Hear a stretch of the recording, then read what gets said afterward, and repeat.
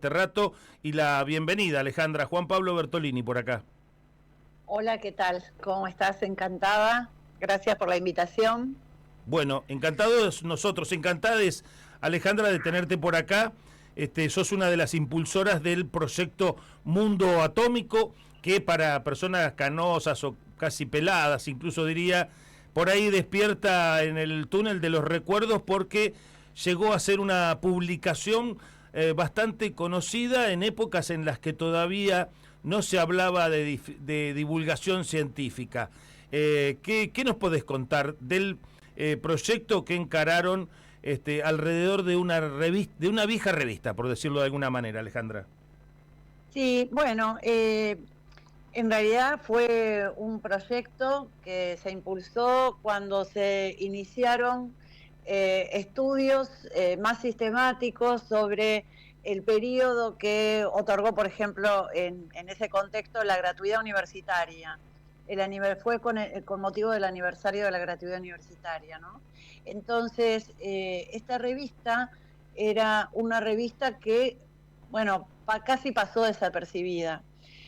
Yo me formé, soy antropóloga, pero me formé en los estudios sociales de la ciencia y la tecnología, hice una maestría de políticas científicas, me dedico al tema de políticas científicas, y había como siempre esta idea como si la política científica en la Argentina hubiese comenzado con Hussey, con el premio Nobel, ¿no? Con el CONICET, y había muchas cuestiones, digamos que, por ejemplo, nosotros estudiamos y tenemos mucho más conocido todo el discurso del pensamiento latinoamericano en ciencia y tecnología, que aparece alrededor de los años 60, sobre todo por nombrar uno de los autores así más icónicos, Oscar Barsaski, que realiza críticas muy profundas a los modelos de producción de conocimiento, ¿no? La forma en que la academia era una élite que estaba separada del mundo social, que no respondía a los problemas ni de calidad de vida, ni del ambiente, ni de la producción, que estaba enfrascada, digamos, en obtener prestigio y obtener como reconocimiento, pero sin mirar el lugar desde donde se producía conocimiento, cosa que es muy importante en este caso. Tratando de recuperar la historia previa, inclusive de lo que era la fundación del CONICET, que había sido anterior, los organismos de ciencia y tecnología que habían sido creados en la década del 50, bueno, empezamos a buscar esta revista. En principio nos interesaba como una revista de divulgación porque era un antecedente totalmente pionero, eh, con una iconografía, con unos dibujos, con un arte ya que era muy llamativo, muy particular, muy de la época también, por supuesto. Bueno, es una revista de esa época. Y bueno, por un lado, nos propusimos con USUR es un colaboratorio de pensamiento en ciencia y tecnología de 7 universidades del conurbano, que en ese contexto estábamos tratando de, bueno, reunir esfuerzos porque las nuevas universidades cuentan con menos capacidades, si se quiere, de Claro. inversión, de recursos humanos. Entonces, entre 7 universidades tratábamos de llevar adelante proyectos como en colaboración. Y entonces, aquí lo que nos propusimos fue primero encontrar la colección completa, que fue así como bastante difícil, que creo que tiene que ver con mucha de la producción de text, sobre todo editorial de la época, que como sabemos, después del golpe del 55, fue casi eliminada de las bibliotecas, de los lugares de consulta y de los hogares, porque mucha gente escondía, prendía fuego las cosas, ¿no? Como esos libros del plan quinquenal, por Claro. ejemplo, que apenas, ¿no? Estaban difundidos en toda la comunidad, en todas las escuelas, y de un día para el otro desaparecieron. y ahora, bueno, son como curiosidades de anticuarios encontrar un plan quinquenal y todo eso. Bueno, así pasó con la revista cuando pudimos encontrar y comprar la revista, que nuestra intención, por supuesto, y fue lo que hicimos, digitalizarla en alta calidad y poder ponerla disponible, no solo para los investigadores que se dedican al periodo, sino también para que cualquier persona pueda ver de qué se trataba esa producción.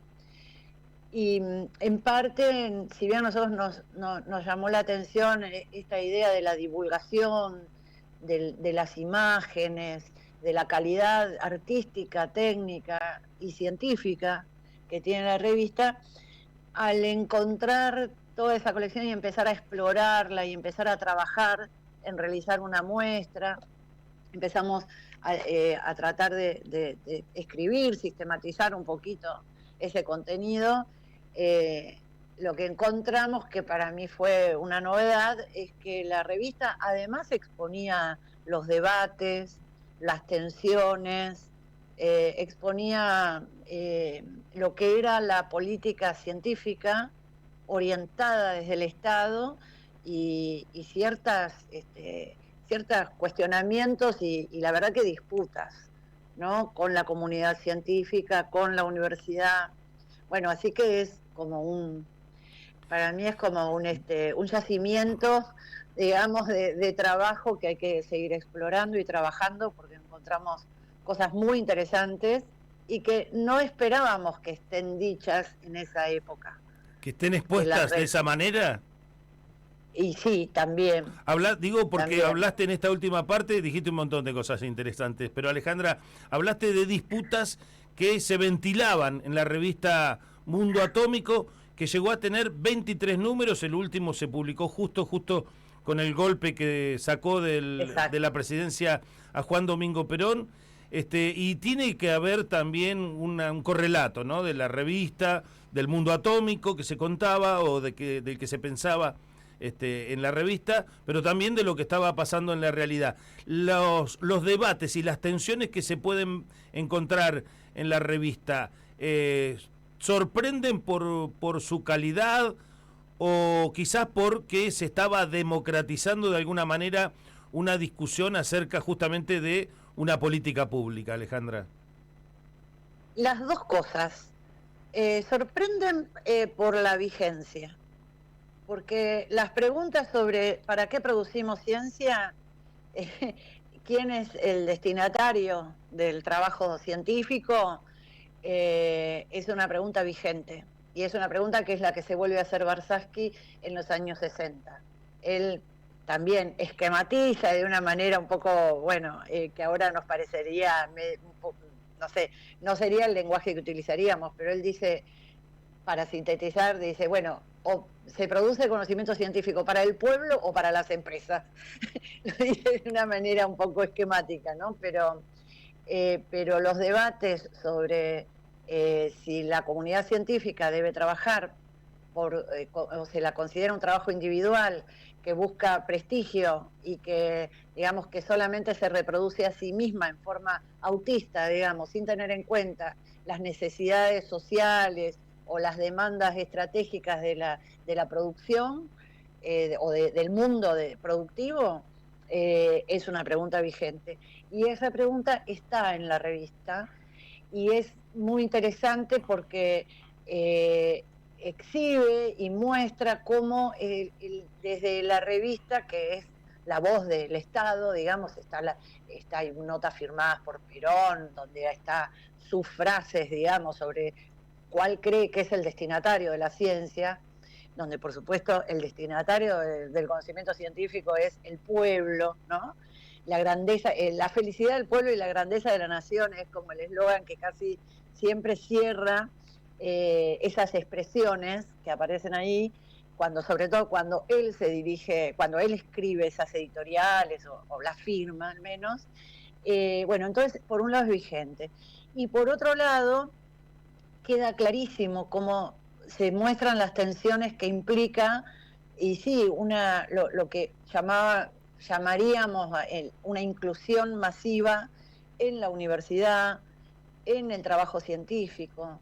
Por ejemplo, es notable cómo aparecen muchísimas mujeres en los laboratorios, porque la revista es visual, sobre todo tiene muchas imágenes, ¿no? Entonces aparecen muchas mujeres en los laboratorios, en las universidades, y mucha relación de la investigación con el mundo del trabajo, con el mundo de la calidad de vida, ¿no? La nutrición y la soberanía, que es otro tema que está, que es un eje, digamos, de la discusión, y que después se va a desvanecer de las discusiones de la política científica. Entonces, bueno, Así como tiene también de las muchísimo... discusiones o de las conversaciones, perdón Alejandra, así como también Sí, se desvaneció de los discursos de buena parte de la clase política. Digo porque esto que por señalaste supuesto, sí. de que son muy actuales algunas cosas que planteaba o que contaba la revista, yo las estoy haciendo una asociación libre, digamos, con las épocas tristes, las épocas oscuras, los fantasmas o los monstruos que han carcomido la democracia y también atacaron sistemáticamente estos polos de conocimiento. El desarrollo científico nacional tiene una potencia extraordinaria y es imposible calcular dónde hubiera estado hoy la Argentina si aquello hubiera seguido, si Mundo Atómico hubiera tenido 1000 números editados, que hubiera sido de este país, que hubiera sido de nosotros. Digo, porque también descubro, apenas estudiándolo al tema, que había un lenguaje franco, accesible, y que se buscaba que el mundo atómico le interesara a cualquiera que se asomase a una revista que también, vos señalás, era muy visual, mirá que moderno, y hablaba de Sí. un conocimiento que se estaba democratizando justo con el acceso libre, gratuito a las universidades públicas, Alejandra. Sí, sí, y también eso es algo que hoy, por ejemplo, sería impensable. La revista tiene como destinatario a públicos diferentes. Hay notas que son para niños, para jóvenes, digamos, que tienen que ver más con entender la física o conocer la vida de un científico. Y hay notas que tienen que ver con la defensa de los recursos naturales y la soberanía que está presente, pero todo el tiempo, o sea, toda la referencia a los desarrollos de la ciencia universal están siempre equilibrados y situados en, bueno, y en nuestro país tenemos tal cosa, la Antártida, los bosques, la cordillera, los minerales, cada una de la divulgación científica, digamos, sobre la naturaleza, incluso el arte, que esto también es algo casi, te diría, que me parece novedoso, no es propio de las revistas de divulgación, a través del patrimonio arqueológico, a través no sé, de otras cuestiones más científicas. Sin embargo, en cada revista hay una nota también sobre el arte, ¿viste? Y está claro que hay una disputa con ese canon estético, ¿no? De el Teatro Colón, una revista que dice, el Teatro Colón es del pueblo, conózcanlo, fíjense, de qué se trata la música clásica, ¿no?